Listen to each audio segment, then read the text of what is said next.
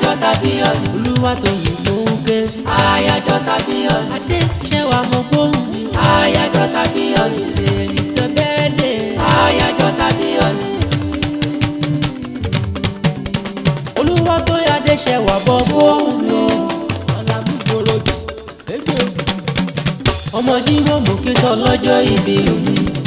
Àyájọ́ tabarẹ́ obìnrin lè ní jẹ́. 29 of December ọjọ́ rẹ ni. It's your birthday today. Olúwatóyìn happy birthday to you. Bàbá ọdún bàbá ọ̀yọ́ kò tún lé lọ́dún. Ìṣe ní lásán nínú balọ̀ kan ló jẹ́. Happy birthday to you. Ṣẹ́wà happy birthday to you. Òní lọ́jọ́ ìbí rẹ̀. Àyájọ́ tàbí ọdún. Olúwatóyìn mò ń ké sí. Àyájọ́ tàbí ọdún. Adéṣẹ́wà mo gbóhùn mi. Àyájọ́ tàbí ọdún.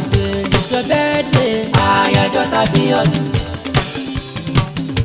Olúwatóyìn ṣebí wọ́n kọ́kọ́ lọ́lọ́gbọ́n ní ìwádùúpẹ́ lọ́wọ́ àwùjáyọ̀ tó wọlé lọ́dún sí i.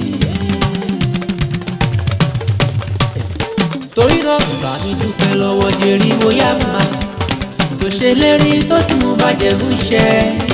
Ayé ló tán Jésù ní lókun. Ẹ bá mi yọ̀, ẹ bá mi yọ̀, ẹ bá mi yọ̀. Oyin bàbá lógun.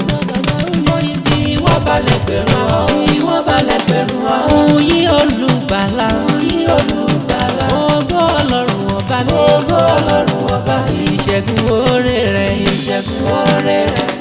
Olúwatóyìn máa dágọ́dọ̀ gòjà láyé rẹ̀. Torí ọjọ́ bí rẹ̀ náà lè dìjẹ́. Ìkòròdú nílé mọ̀dà tó bí ọ. Ṣàgámù ṣànílé fàdà tó bí ọ. Ọmọ òrìṣà Ṣàgámù ẹwà. Òrùn ké yùmùyùmù. Ó ń fọ́ mẹ́mú mẹ́fọ́. Ọmọ ìmọ̀lẹ̀ lẹ́yìn jẹ́sẹ́. Tí kì í jọ jẹ́dá gbàgbà èyí.